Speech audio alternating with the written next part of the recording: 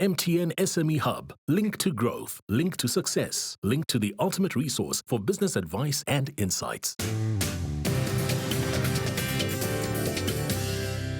Welcome back to the Big Small Business Show. In studio with us today, we've got a young entrepreneur, Lukhanyo Dyosopu. He is the founder of Out of Home Marketplace. And the question is, how do you scale in new markets? And that whole debate around to next person to be in sales or a technical person. So I'm going to start off with a saying, sales über alles, sales over everything. Sales is the most important thing for a startup business. The fact that you said that you spend all your day selling warmed my heart, because it's a very important indicator for me of a successful entrepreneur that they're out there selling. Whether you're good at sales or not, I can't tell, right? But that's the next thing, and that we're smiling at that. But that's a double journey. So you've definitely, if you say you're out there selling, you've got the consistency, you've got the right attitude. But then the skill on am I selling? Can I sell better? Is a function of reading on sales, going on sales courses, becoming obsessed, becoming a better salesperson. And that is a journey that runs parallel to the sales. And that will serve you for years to come anyway. So a recommendation, first and foremost, is go and get trained, find the right sales courses and just keep going on and become obsessed with selling and selling techniques, technical selling, software selling, all those things around sales. You've got to become the sharp end of the sales stick, that you're out there. Then I'm going to be frank with you. We talk about going into new markets and scaling into new markets. At a one-man band or one and a bit man band, there's no scale here. You just need to grow a bit. So to start growing and creating the complexity of working in other markets, I think is a foolish strategy, is to go into other markets. There's a whole market here that you still need to work, get right, evolve, and get ahead before competition comes in. You don't want to go and be in another market and have a bit here and a bit there and a bit there, and somebody come here and eat up the biggest market in Africa when it comes to outdoor media, or one of the biggest. So it's cheap to develop, relatively speaking, to build out this market. You start going to other markets, it's flights, it's relationships, it's hotels, it's those kinds of things that eventually, whether you do it online in the beginning, at some point you're going to have to get on a plane and go and see and press the flesh, as they say, which is expensive. And it comes with its own learning curve as well. So my deep suggestion to you is, don't do that. Scale here, get this right here, get this market right first. Learn how to do it here well. And once you've built out this market and you're stable and you're profitable and you're spitting out cash, and you can pay for your learning curve in other markets, and you can identify those. And if you're going to go to other markets, it would be also to go to Anglophone countries first, English-speaking countries first, before you go to Francophone and Lusophone, so French-speaking countries and Portuguese-speaking countries. Because the way that the laws operate in those countries, repatriation of funds back into South Africa, it's all complex to do. You don't want to go and learn that curve while you're just trying to build a product and a market. So I would say, if I were your mentor, I'd say, park that. Go, let's put a pin in that. Let's come back to that in a few years' time. Get this market right now. That question that I asked you around, if I came to compete with you, what would be different, and I'm a few months ahead?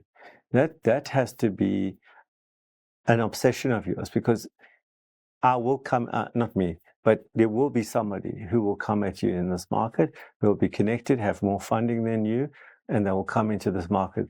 They will come under the pretext as a client. They will try and copy you, and you need to be so far ahead.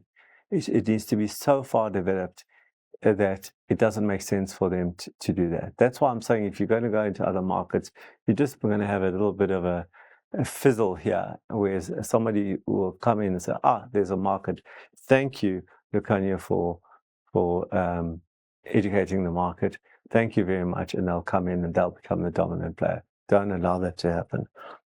Then I want to talk about, who's your first employee? So if I've got a 2x2 here, y-axis, x-axis, things that I love, things that I'm good at, right? So you go to X and Y, things that I love, things that I'm good at. There's a 2x2. So in the bottom left-hand corner are things that I'm bad at and I hate doing. Okay, that's your first employee out there. Now, it's got one exception, is sales. If sales is what you're bad at and you don't like doing, okay, you can't get rid of that up front because you can never build a successful business, in my opinion, if you're not good at sales, especially in the early years. You can maybe later on, but in the early years. But so that's not a problem for you. So the first person you ask the question about sales technical and how you do that is if you're going to employ, the first employee has to be technical. Okay, that has to be the technical side because you're going to sell and you're going to become better at selling. And then that whole thing about, but technical sales. I always try and explain this about somebody trying to climb. There's two buildings that have got a little gap between them, and you push on the one building, put your foot there, grip, push, and you're going up and you're climbing between these two buildings. If you slip, you're going to go crashing down, and it's very dangerous to do that. But in the early years of a business, that's how you do it. You just grow a little bit on the sales, and then you get the technical right. You can get the technical right, and then you get on the sales. And you just keep doing that until you get into a cadence and then into a step. So you might be just a little impatient. I don't think your situation's unique in that you're doing something wrong. It just is how it is, especially if you're a one-man band right now, one-man band.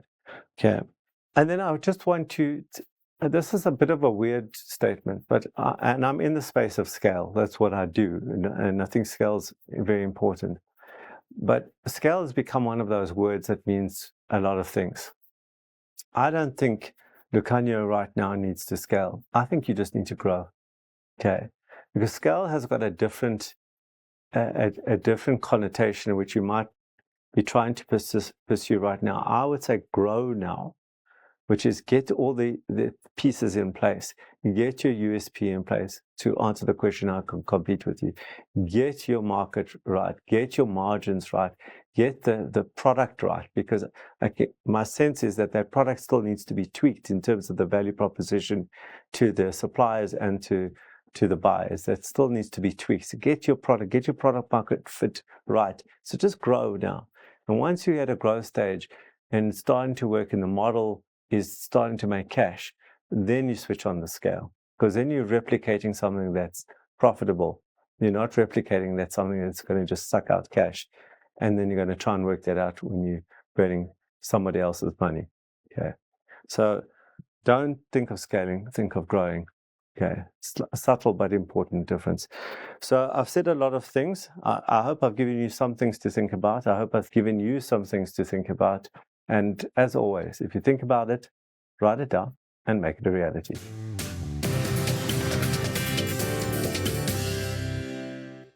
The Big Small Business Show, proudly sponsored by MTN Business.